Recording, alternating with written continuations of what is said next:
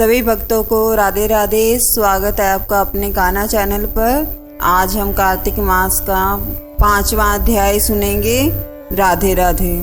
प्रभु मुझे सहारा है तेरा, जग के पालनहार।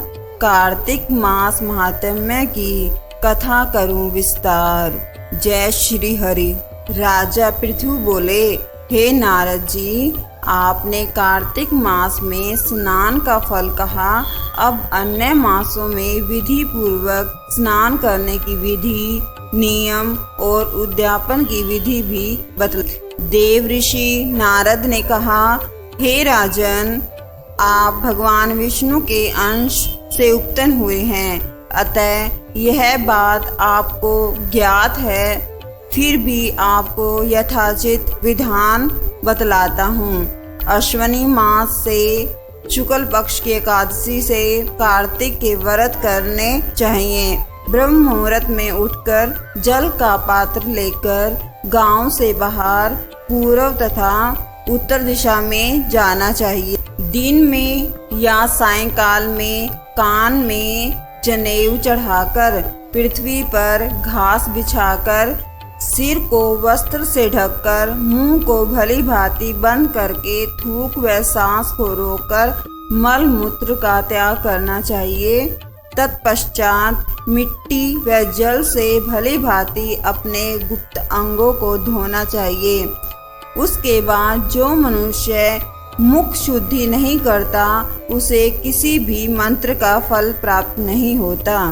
अतः दांत और जीव को पूर्ण रूप से शुद्ध करना चाहिए और निम्नलिखित मंत्र का उच्चारण करते हुए दातुन तोड़नी चाहिए।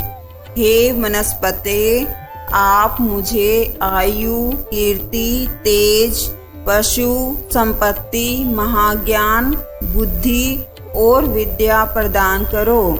इस प्रकार उच्चारण करके वृक्ष से 12 उंगल की दातुन लें। दूध वाले वृक्षों से दातुन नहीं लेनी चाहिए।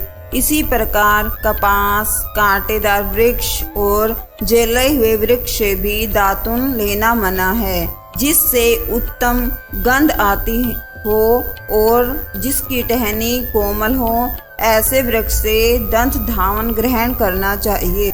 प्रतिपदा, अमावस्या, नवमी, छठी, रविवार को चंद्र तथा सूर्य ग्रहण में दातुन नहीं करना चाहिए।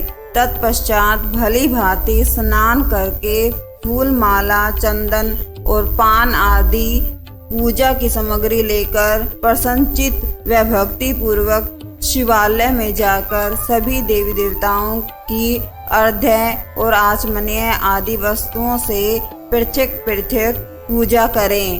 प्रार्थना एवं प्रणाम करना चाहिए। फिर भक्तों के स्वर में स्वर मिलाकर श्री हरि का कीर्तन करना चाहिए। मंदिर में जो गायक भगवान श्री हरि का कीर्तन करने आए हों, उनका माला, चंदन, तांबूल आदि से पूजन करना चाहिए, क्योंकि देवालयों में भगवान विष्णु को अपनी तपस्या, योग और दान द्वारा प्रसन्न करते थे। परंतु कलयुग में भगवत गुणगान को ही भगवान श्री हरि को प्रसन्न करने का एकमात्र साधन माना गया है। नारद जी राजा पृथु से बोले, हे राजन, एक बार मैंने भगवान से पूछा कि हे प्रभु, आप सबसे अधिक कहाँ निवास करते हैं? इसका उत्तर देते हुए भगवान ने कहा, हे नारद, मैं वैकुंठ या योगियों के हृदय में ही निवास नहीं करता, अपितु जहाँ मेरे भक्त मेरा कीर्तन करते हैं, मैं वहाँ अवश्य निवास करता हूँ। जो मनुष्य चंदन, माला आदि से मेरे भक्तों का पूजन करते हैं, उनसे मेरी ऐसी प्रीति होती है जैसे कि मेरे पूजन से भी नहीं हो सकती। नारद जी ने फिर कहा, शीरीष, धतूरा, गिरजा, चमेली, केसर, कटहल के फूलों व चावलों से भगवान विष्णु की पूजा नहीं करनी चाहिए। कंद, गिरीश, जूही, मालती और केवड़ा के पुष्पों से भगवान शंकर की पूजा नहीं करनी चाहिए। जिन देवताओं की पूजा में जो फूल निर्दिष्ट हैं उन्हीं से उनका पूजन करना चाहिए। पूजन समाप्ति के बाद भगवान से क्षमा प्रार्थना करनी चाहिए, यथा हे सुरेश्वर, हे देव, न मैं मंत्र जानता हूँ न क्रिया, मैं भक्ति से भी हीन हूँ। मैंने जो कुछ भी आपकी पूजा की है उसे पूरा करें। ऐसी प्रार्थना करने के पश्चात साष्टांग प्रणाम करें, भगवद कीर्तन करना चाहिए और श्री हरि की कथा सुननी चाहिए और प्रसाद ग्रहण करना चाहिए। जो मनुष्य विधि के अनुसार कार्तिक व्रत का अनुष्ठान करते हैं वह जगत के सभी सुखों को भोगते हुए अंत में मुक्ति को प्राप्त करते हैं। जय श्री हरि। राधे राधे।